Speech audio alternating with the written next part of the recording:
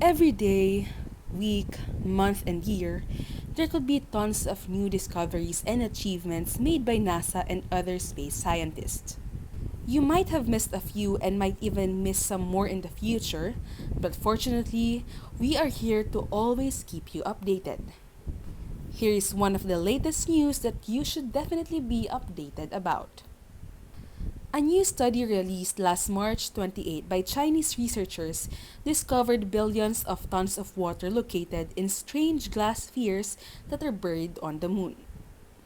These tiny glass spherules were collected last December 2020 during China's Chang'e 5 mission, and they were said to be so abundant to the point that they could hold up to 330 billion tons of water across the moon's surface. The glass spherules are formed when meteorites come in contact with the moon at tens to hundreds of thousands of miles per hour, causing tons of lunar crust to land above the moon's surface. Due to the combination of heat, oxygen, solar wind, and other particles, water is formed and stuck inside the silicate capsules, which over time become buried under lunar dust particles.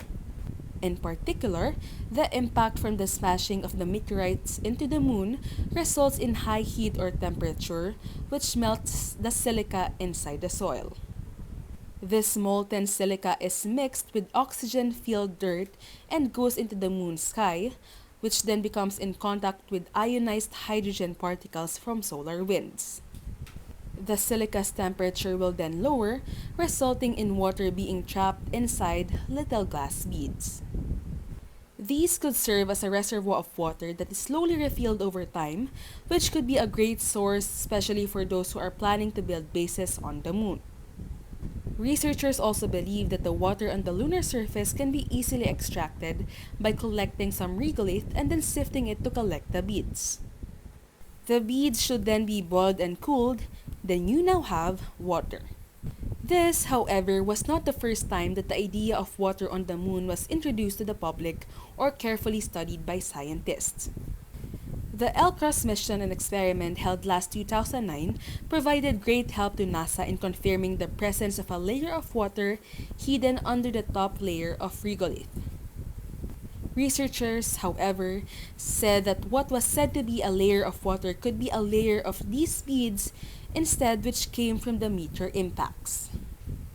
Now, what more can this mean? Well, having a refreshable source of water on the moon means that plans for more permanent habitation can happen on the moon and even on other Earth-less planets, as long as there is a presence of both solar winds and meteorites. This also entails a steady way of producing both water and oxygen, which are also both essential.